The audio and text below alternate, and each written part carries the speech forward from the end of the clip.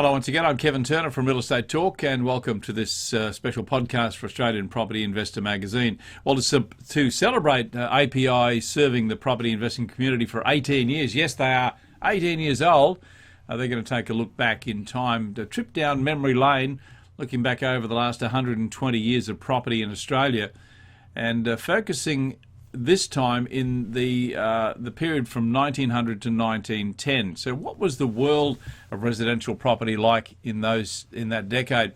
Well, according to expert Professor Richard Reid, Chair of Property and Real Estate at Deakin Business School, the biggest difference was that in the late Victorian, early Edwardian era, there simply weren't that many established urban areas, as Australia was still predominantly quite rural based. He joins us. Professor, thank you very much for your time. Thank you, Kevin. I can see that we've got a bit of great architecture there behind you. You're actually at the university now? Yes, I am, yeah. Enjoying a beautiful day, which is most uncommon in Melbourne. Well, it's not that often. It's still winter here, although it's technically spring, so Yeah. we're glad to be outdoors. Yeah. And we talk about that era that we're discussing now, 1900 and 1910. There's a lot of romance around owning a property in that era, particularly those that you may be able to do up. What were the houses like at the turn of the century, Professor? Well, it's very interesting. I mean, we're talking, just to put it in context, we're talking around the era of federation. So 1901 was when the country became Australia, away from a colony. So it was a time where there weren't as many building laws. Many of the things we take for granted now didn't exist.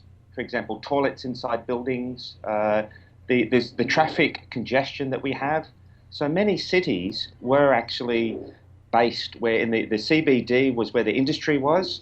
Our cities are designed around rivers, and the workers lived very close to where they worked. There's certainly that the automobile wasn't as common, so walkability was key there. And I think that's one of the key things to remember is the houses were around the industry, which was in the centre. So we had monocentric cities, and the parcels of land, as you could imagine then, with such a low population, it was quite easy to purchase land. There was nothing such as medium to high density.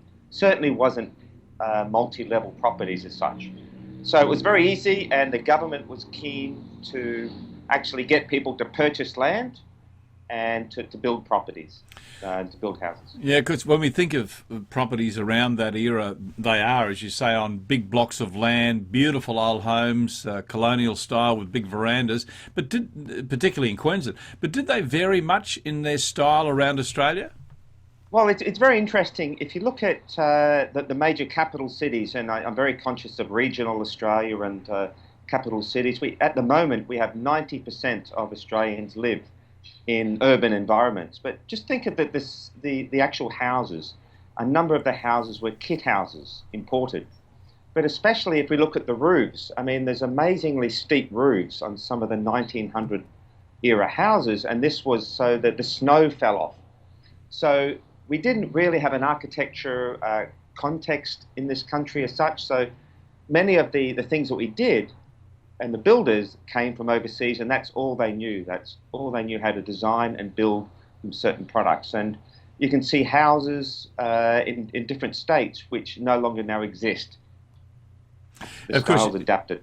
Yeah, because if you travel around to the different states of Australia, you're very right. There's a style in Victoria, a style in New South Wales, and a particular style, say, in Queensland, where they got them up to allow for airflow. So was it in that era when that started to develop, Professor? Oh, well, certainly. I think you'll see some wooden houses, which are terribly drafty and cold in Melbourne. But you're correct. The ant mold, the ant nests, are what we have in Queensland, where the houses are lifted up on piles, so we can get the full draft. Of course, in recent decades, they've been built in underneath and air conditioned, which is another phase of development and housing. But as you go through the older cities, such as Sydney and Melbourne, you'll see federation type houses, and that's where the density started to come in. It's interesting looking at the cities because in the inner suburbs of Sydney and Melbourne, because of the high density, the hotels became the living rooms. But of course, in an urban-based city such as Perth and Melbourne and Adelaide, they're more spread out. So we didn't have that same culture in density. Yeah. What are the pros and cons of owning a home from that era, from that decade? Well, some of I mean, at the moment, they're becoming rarer. So they certainly don't build them like they used to. Now, of course, you can construct a house in kit form in 6 weeks. If we look at the houses from that era, the attention to detail is second to none. When we talk about high ceilings, the ornate guttering and the features.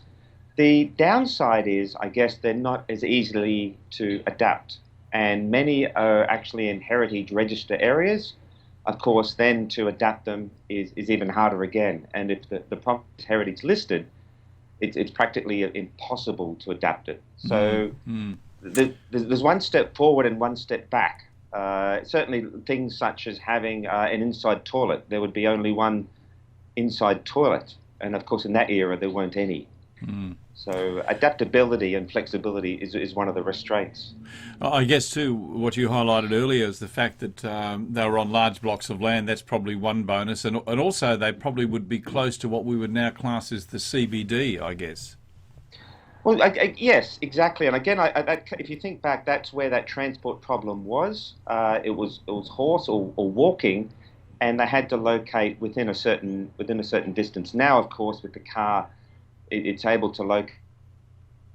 In recent times, you've seen those larger blocks of land be subdivided, or what we call, from a valuation perspective, split, and then a higher density moved in. And I guess that's a trend that started happening 10 or 20 years ago.